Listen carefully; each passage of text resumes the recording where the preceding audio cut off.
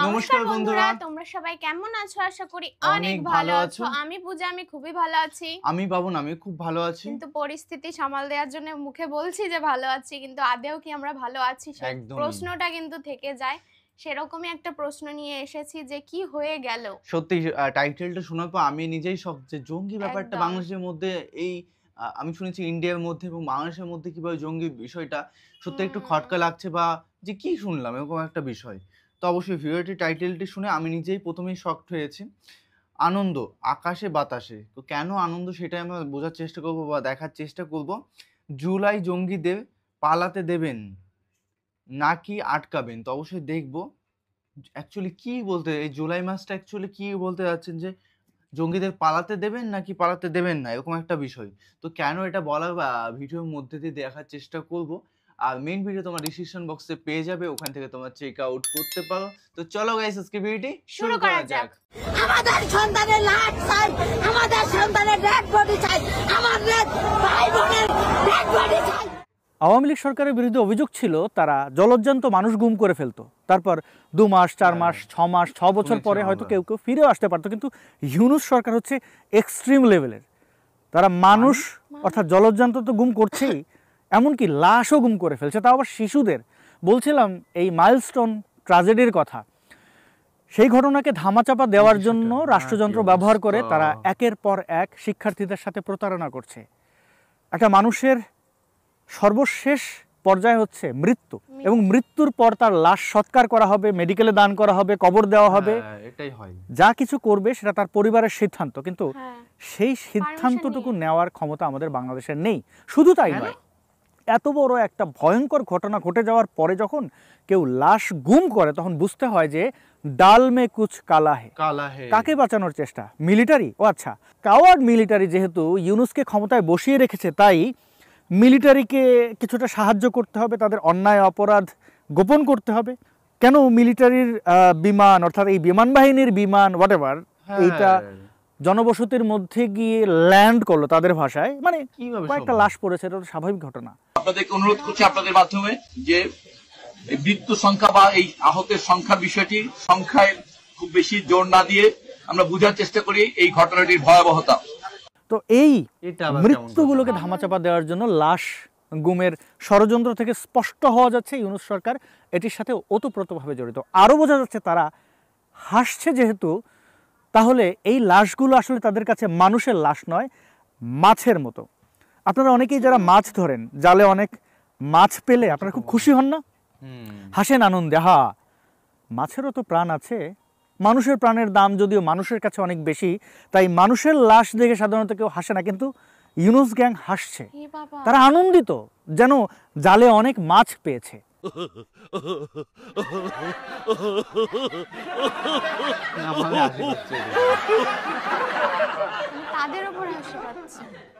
কেমন লাগছে? আবার ওই যে রাজাকারের বাচ্চা জামাতে ইসলামের সেই চুমু বাবা এবং বিএনপির কয়েকটা নেতা দেখলাম এই ঘটনা দেখতে গিয়ে সংবর্ধনা জানাচ্ছে, হাত নাড়াচাড়া করছে, যেন ঈদের শুভেচ্ছা বিনিময় করছে। কেমন ঠেকছেন আপনারা? কেমন লাগছে? ইউনূসের এই অপকর্ম দেখার পরে ভেতরে কি একটু কষ্ট হয় না? বিবেক একটু জাগ্রত হয় না? এই সেই সুধী মহাজন যে কিনা তার অফিসিয়াল ফেসবুক পেজ থেকে বলছে এই ঘটনায় ক্ষতিগ্রস্তদের ত্রাণ দেওয়ার জন্য আপনারা দান করেন, ব্যাংক অ্যাকাউন্ট দিয়ে দিচ্ছে, আবার সেই পোস্ট ডিলিটও করছে। আওয়ামী লীগের আমলে বলা হচ্ছিল যে পোস্ট ডিলিট করে নাইলে সমস্যা হবে। কি এক পরিবর্তন, সরকার নিজেই পোস্ট ডিলিট করছে। টাকা তো বুদ্ধির পিছে পিছে দৌড়বে। আমরা এখন বলছি টাকা নেই, টাকা নেই, টাকা নেই তো বিষয় না, বুদ্ধি নেই, বুদ্ধি নেই বলতে পারে। কেন বুদ্ধি থাকবে না? বুদ্ধি থাকলে টাকা।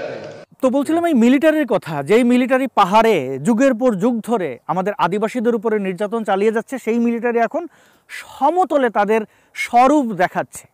তারা অনেকটা বেপরোয়া, ইউনূসকে টিকিয়ে রাখছে এই মিলিটারি, তাই তারা জানে ইউনূস তাদেরকেও টিকিয়ে রাখবে, অর্থাৎ তাদের সকল অন্যায় অপরাধ তারা গোপন করবে। চোরে চোরে মাসুদ ভাই এই প্রবাদ শুনেছেন, এখন নিশ্চয়ই প্র্যাকটিক্যালি দেখতে পাচ্ছেন কি হবে ভবিষ্যৎ। ভারত বিদ্বেষীদের একটু মনে করে দিতে চাই, ভারত এখন এই আমাদের দুরবস্থায় হাত বাড়িয়েছে সাহায্যের, বলছে উন্নত চিকিৎসার জন্য যা কিছু লাগে তাই তারা দেবে। চিকিৎসা সরঞ্জাম, বিশেষজ্ঞ চিকিৎসক, এমনকি বাংলাদেশের চিকিৎসা দেওয়া সম্ভব না হলে ভারতে নিয়ে গিয়ে চিকিৎসা দেওয়া হবে। এখন ভারত বিদ্বেষীরা মিছিল করবেন না, মিটিং করবেন না, বয়কট ভারত বলবেন না। পাকিস্তানের খবর যেন কি, আপনারা তো বলেন দিল্লি না ঢাকা, দিল্লি না ঢাকা। এখন কি অবস্থা? এখন কি বলবেন সেই ইসলামাবাদ না ঢাকা? ইসলামাবাদ পাঠান, আমেরিকায় পাঠান। আমেরিকার দালাল তো এখন ক্ষমতায়। কি আমি মানুষের মৃত্যু বা দুরবস্থা নিয়ে মজা করতে চাই না, একটু মনে করে দিলাম আর কি।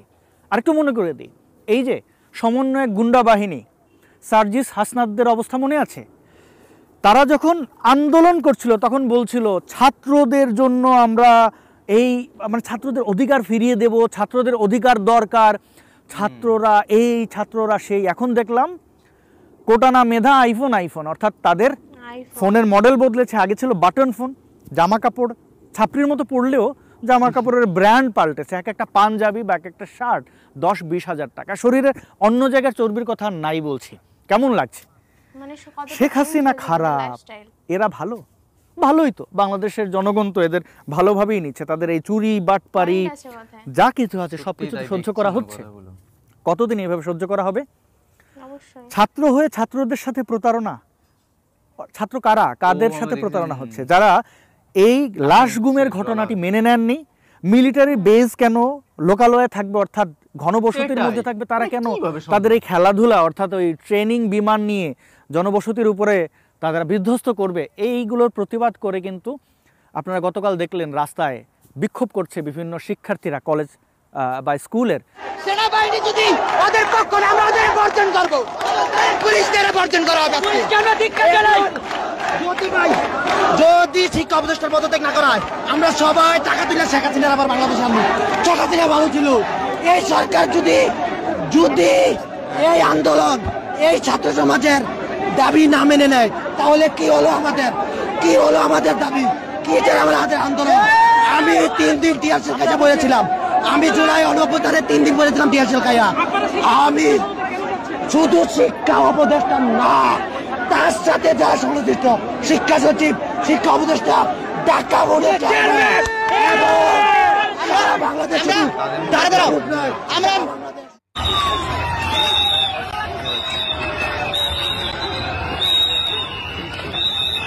তাদের উপর গুলি চালানো হচ্ছে, তাদের ভাষায় এই জুলাই জঙ্গিদের ভাষায় গণহত্যা চালানো হচ্ছে।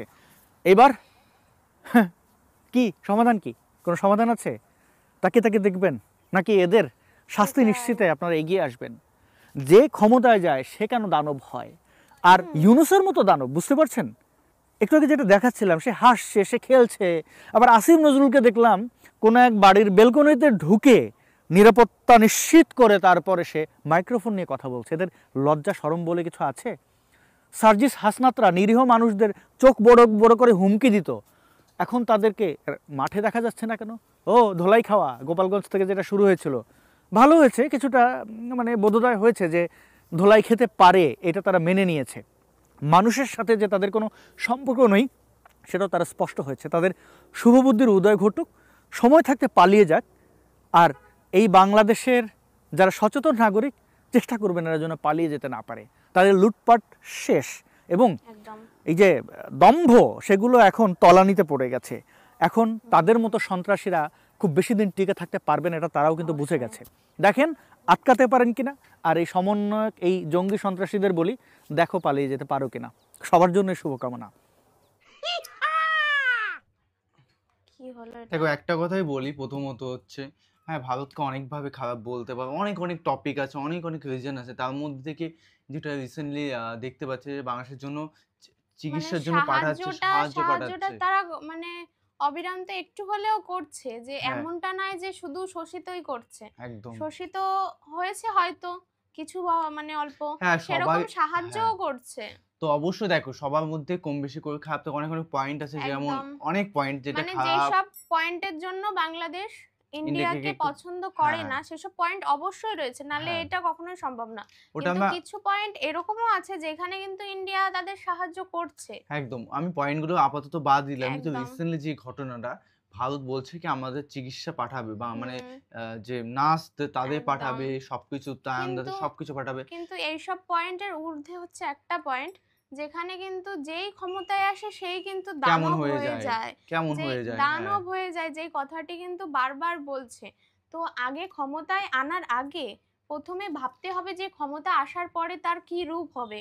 আর এটা কথা বাংলাদেশে কেন ভোট হচ্ছে না সেটাই আমি বুঝতে পারছি একদম না। 1 বছর কি হয়ে গেল মানে অলরেডি। বৃত্তান্ত, মানে মানে একটা গণতান্ত্রিক দেশ। মানুষের কি একটা অধিকার নেই তাকে চুজ করতে হবে তার হ্যাঁ। সরকার কে হবে?